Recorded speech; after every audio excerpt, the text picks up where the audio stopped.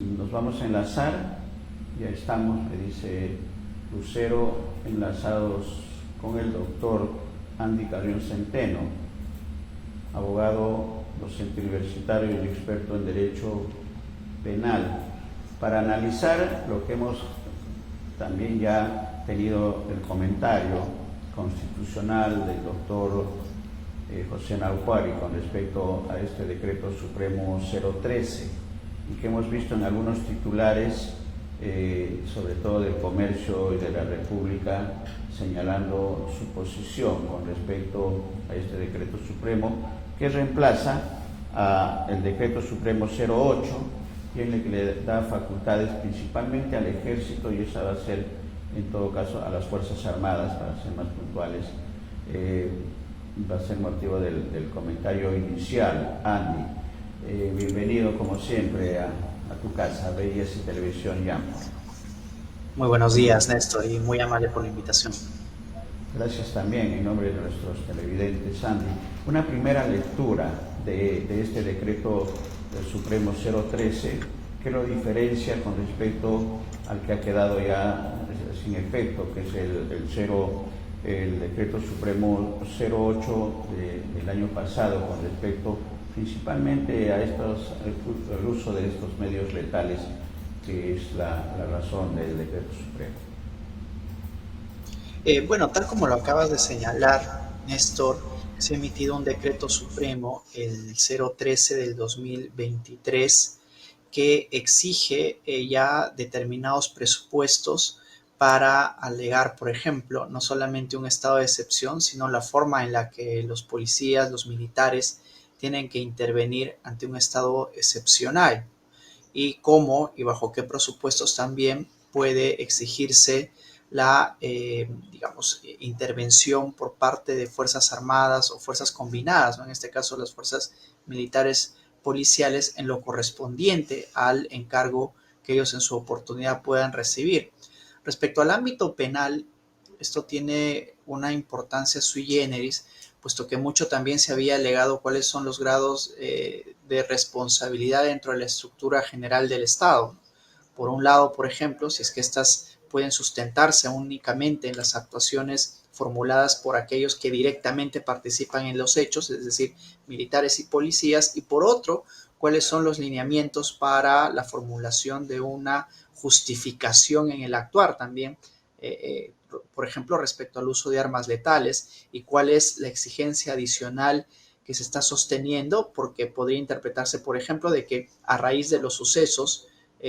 acaecidos en diciembre y enero de este año, con las muertes de aquellos quienes participaban en manifestaciones y de aquellos que también no participaban en las manifestaciones, por los últimos informes que se puede apreciar, y cómo el estándar tiene que elevarse. Yo entendería, por ejemplo, en el ámbito político criminal más como un reconocimiento de que no se actuó debidamente en su oportunidad y que ahora los estándares están variando, pero definitivamente este decreto supremo está cambiando un poco la valoración respecto a la imputación en toda la estructura estatal de hechos como los que hemos apreciado.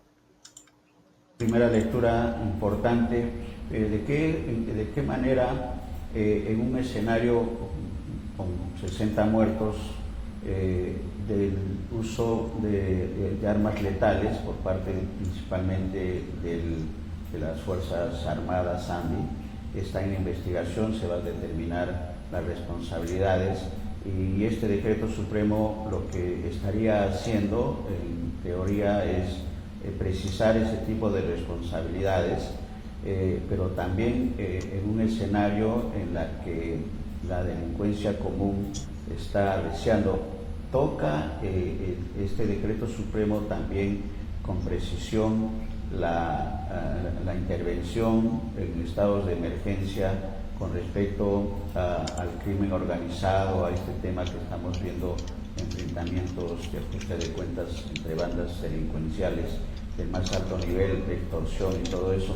Alcanza que es necesario también poner orden, pero esa delgada línea que existe entre el ordenar y el exceso o el abuso del uso de armas, en este caso principalmente de las fuerzas militares en estas intervenciones, ¿cómo está precisado en el decreto, en el decreto supremo y que le puede dar seguridad al ciudadano que se ve expuesto principalmente por el tema de la delincuencia común? Bueno, los alcances de esta resolución suprema, digamos, van en orden a ya partir de los supuestos en los cuales el Estado decide la intervención de las Fuerzas Armadas y policiales.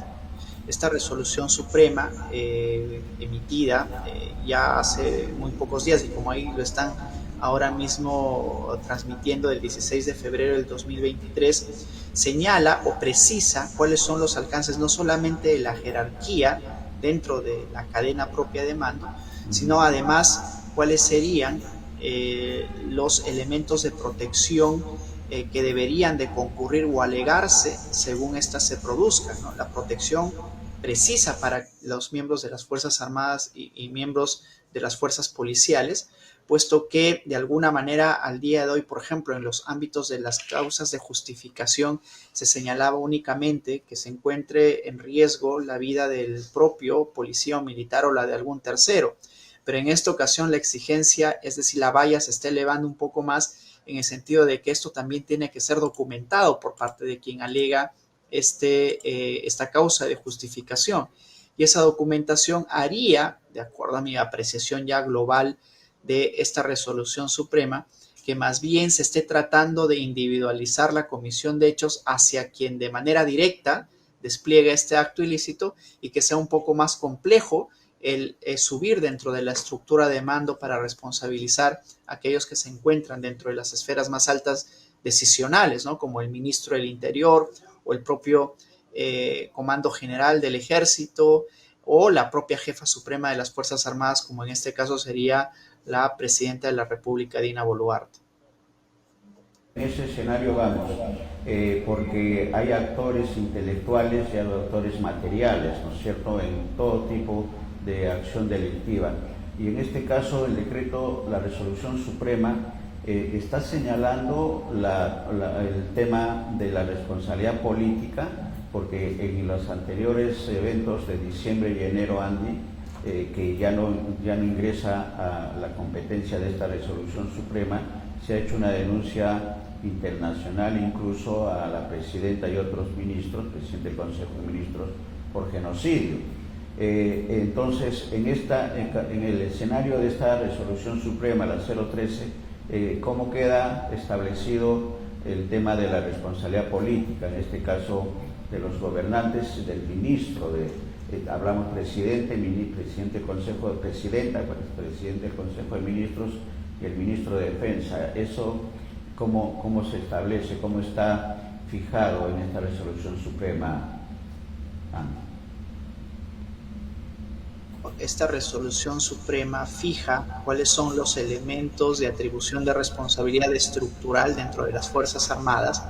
Esta no es determinante a la hora de individualizar responsabilidades penales. Es indiciaria, sí, porque lo que hace la Fiscalía es, en primer lugar, requerir cuáles son las órdenes que se han dado, cuál es la organización propia, por ejemplo, de una intervención específica en la toma o despeje del aeropuerto de Ayacucho, por ejemplo, quién fue quien ordenó, quién fue quien comandaba esta intervención, etcétera. Y la cadena de mando es importante para poder individualizar responsabilidades. Pero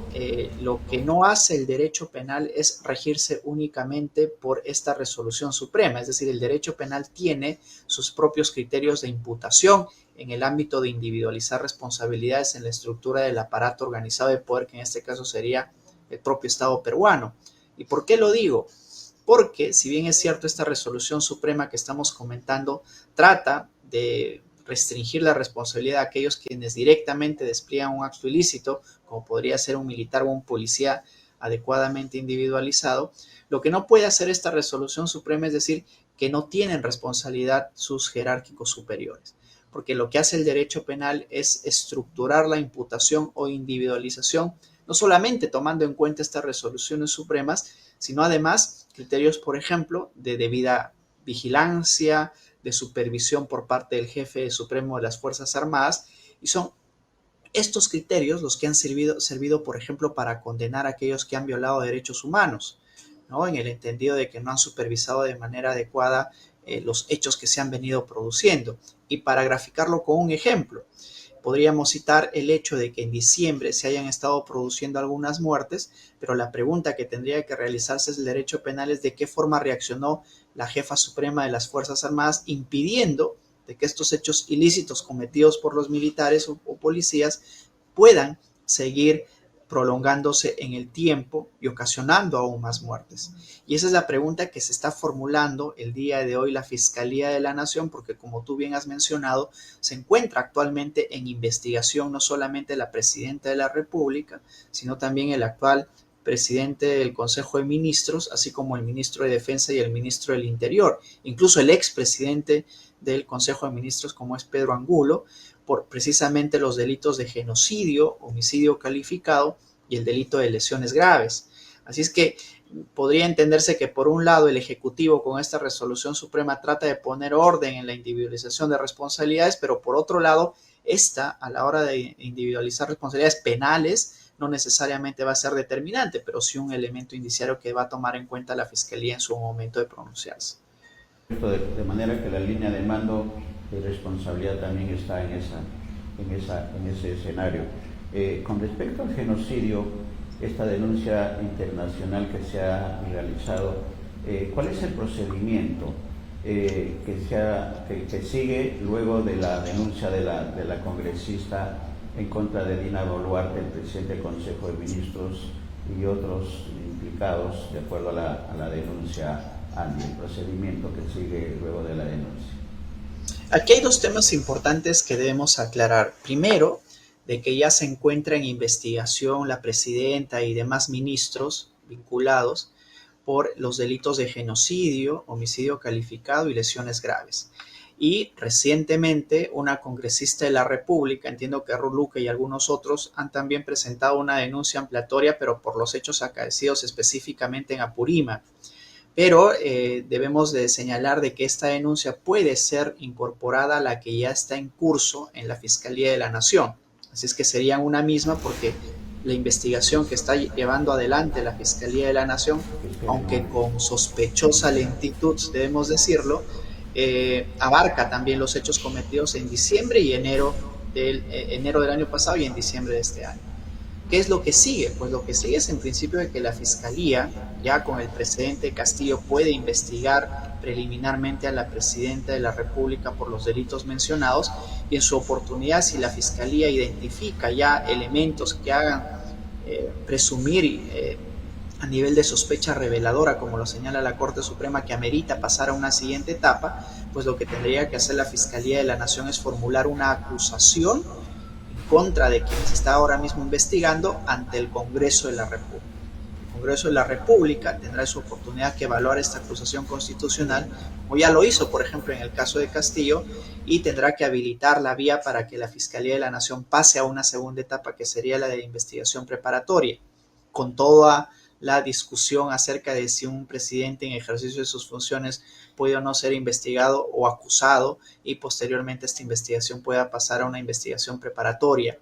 Y yo creo que aquí las instancias internacionales están habilitadas también para interceder, pero una vez se haya agotado la vía interna, ¿no? La Corte Interamericana puede tranquilamente también pronunciarse sobre este hecho o sobre el caso, por ejemplo, del expresidente Castillo, pero para eso se necesitan como presupuestos agotar la vía interna. Hay una pregunta que está haciendo un estudiante de Derecho, Andy, que la transmitimos. Jorge Corena dice, desde Chiclayo, si está considerado, seguramente no lo he leído todavía la resolución suprema, si está considerado, dice, el ataque de civiles a las fuerzas policiales y fuerzas militares en esta resolución suprema. Bueno, lo que hace en efecto la resolución o el decreto supremo es señalar cuáles son los elementos que deben de tomarse en cuenta al momento de identificar la cadena de mando que ha intervenido dentro de toda esta estructura de la comisión de un determinado delito. Por ejemplo, el que disparen a un manifestante. y lo que no puede hacer la resolución suprema es señalar cuáles son los delitos que ellos estarían cometiendo. La resolución suprema únicamente se limita a señalar cuáles serían los elementos que dentro del procedimiento propio a seguir justificarían, por ejemplo, que en este caso el miembro de las fuerzas policiales o armadas puedan defenderse recurriendo a una causa de justificación penal y en qué circunstancias estas estarían avaladas también por el superior jerárquico. Pero lo que no hace y tampoco debe hacer esta resolución suprema es individualizar penalmente las responsabilidades. Eso estaría delegado a quien está facultado constitucionalmente para realizar estas indagaciones, que es la Fiscalía competente. Excelente la precisión y estamos revisando, Andy, no solamente la resolución suprema, sino también el anexo, y hay dos temas para el comentario. Dice, en el tema de los medios letales, dice, en el caso que el personal policial haya sido sobrepasado en su capacidad durante la realización de la operación, el jefe policial comunicará al comandante general al mando de la unidad militar que ejecuta las acciones militares en apoyo a la Policía Nacional del Perú en un lugar determinado para que proceda con el uso de las armas de fuego. En la parte final dice, en cualquier caso está prohibido disparar indiscriminadamente. Ahí viene el uso, la discreción, hay una palabra que no la tenemos en este momento, que es la que separa entre a una acción, a un ataque, una reacción, una tranquilidad, para evitar lo que dice en la parte final del documento, está prohibido disparar indiscriminadamente. ¿Cómo trabajar ese tema? ¿Cómo lo interpretan las Fuerzas Armadas este escenario? Porque estamos hablando de un escenario de una movilización, una protesta ciudadana, o también puede ser de un grupo de delincuentes que pueda estar creando desórdenes en un escenario de emergencia nacional, de restricción de algunas disposiciones, derechos del libre tránsito de los ciudadanos, entre otras cosas. Lo que tienen que hacer los miembros de las Fuerzas Armadas y policiales en casos como los que tú estás planteando, Néstor,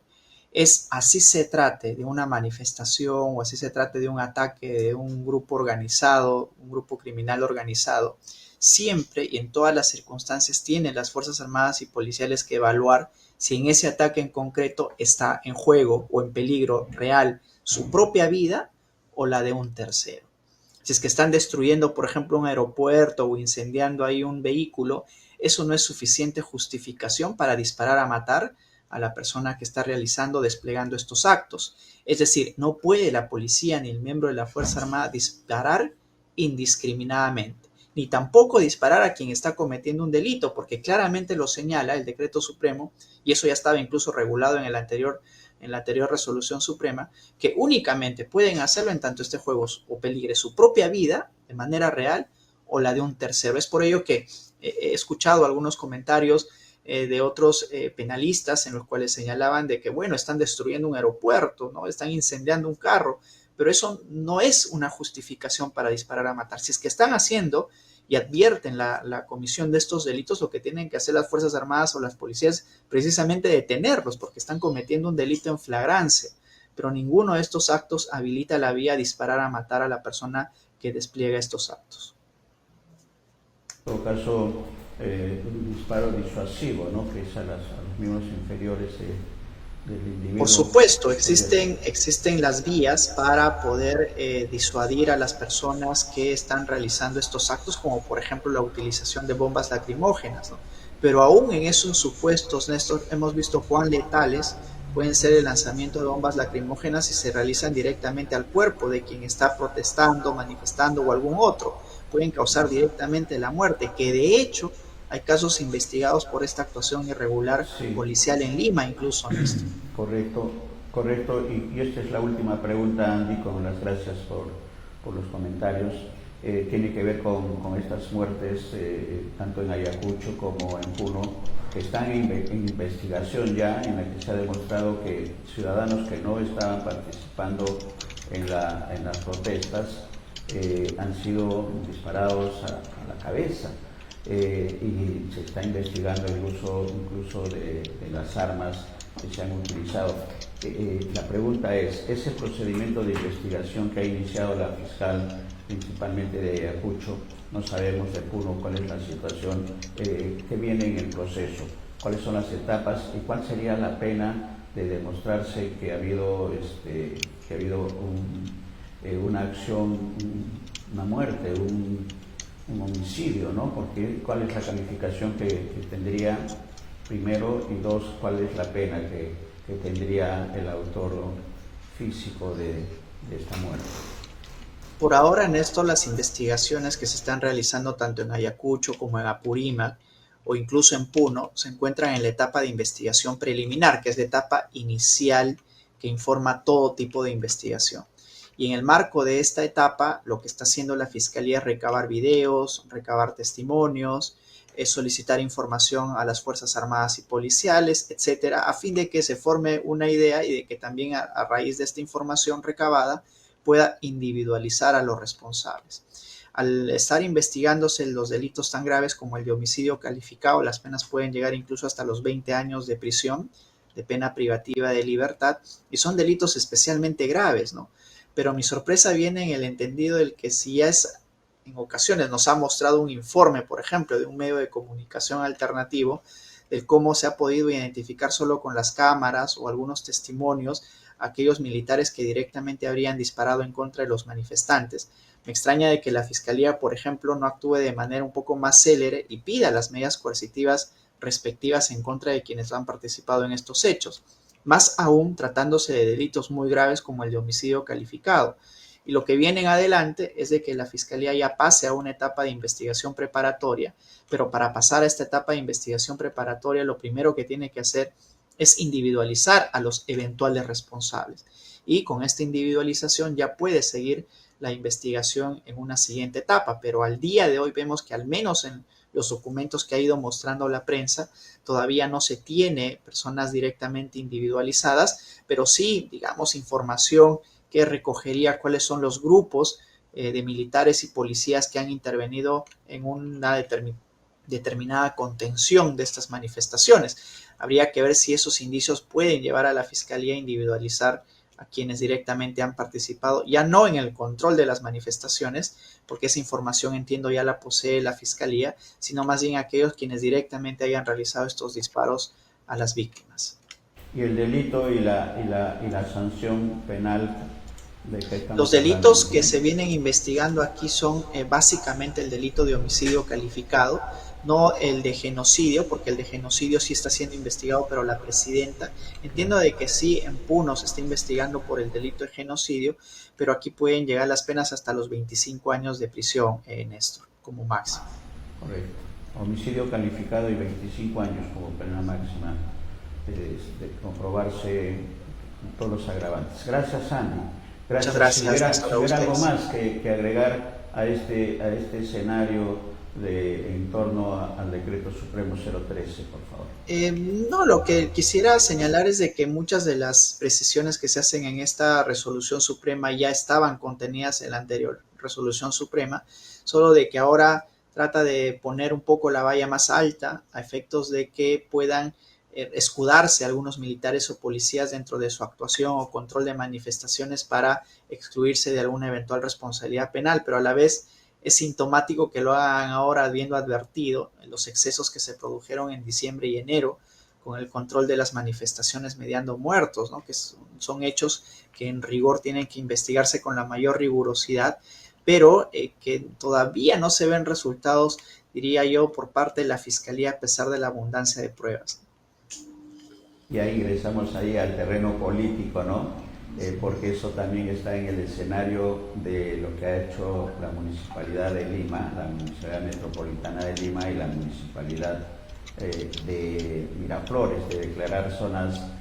prohibidas para manifestaciones. ¿Qué tanto estas acciones tienen impacto en una población que está pidiendo justicia o que está exigiendo algunos derechos ciudadanos con toda razón. Pero eso será materia de otra conversación seguramente, Andy, porque es un tema que ya va en esa delgada línea de lo legal y lo jurídico a lo político. Gracias, Andy. Muchas gracias a ustedes. Muy buenos Una buena días. tarde. Gracias.